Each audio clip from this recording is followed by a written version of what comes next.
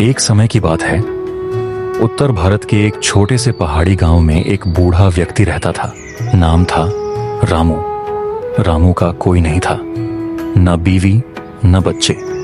जवानी में खेतों में मजदूरी करता था, पर अब बूढ़ा शरीर ज्यादा मेहनत नहीं कर पाता था। रामू की जिंदगी एक ही ढर्रे पर चल रही थी।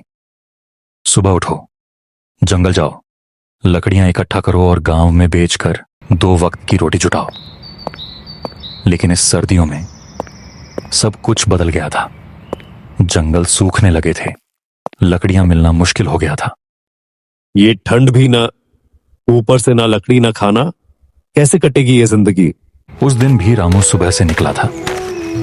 पूरा दिन जंगल में घूमने के बाद भी न एक सूखी लकड़ी मिली, न कोई जंगली फल। भूख से पेट में दर्द होने लगा था, पैर जवाब देने लगे थे। लगता है आज भी खाली पेट ही सोना पड़ेगा। अब तो मौत ही बेहतर लगती है। थक हार कर वो वापसी के रास्ते पर चल पड़ा, पर तभी एक अजीब सा पेड़ उसकी नजर में आया। ऊंचा, हरा भरा और फलों से लदा। ये पेड़ बाकी सब पेड़ों से अलग था, जैसे किसी दूसरी दुनिया का हिस्सा हो। इस ठंड में ऐसा पेड़ और ये फल, ये तो कोई चमत्कार लगता है। रामू ने एक फल तोड़ा। उसका रंग सुनहरा था और उस पर हल्की चमक थी। जैसे ही उसने एक कौर खाया, उसका चेहरा खिल उठा। ओहो, इतना मीठा फल! मैंने तो जिंदगी में ऐसा स्वाद कभी नहीं चखा।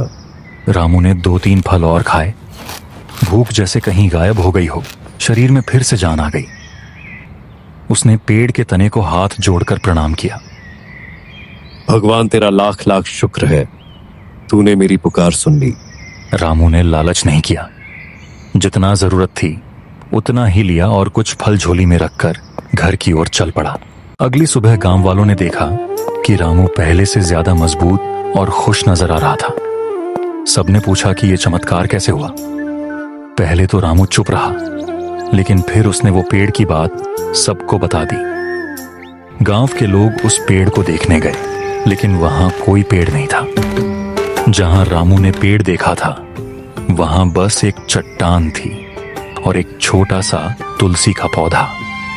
शायद भगवान ने ही मुझे बचाया, या फिर वो मेरी भक्ति की परीक्षा ले रहे थे। उस दिन के बाद रामू हर दिन उस चट्टान के पास बैठकर तुलसी को पानी देने लगा।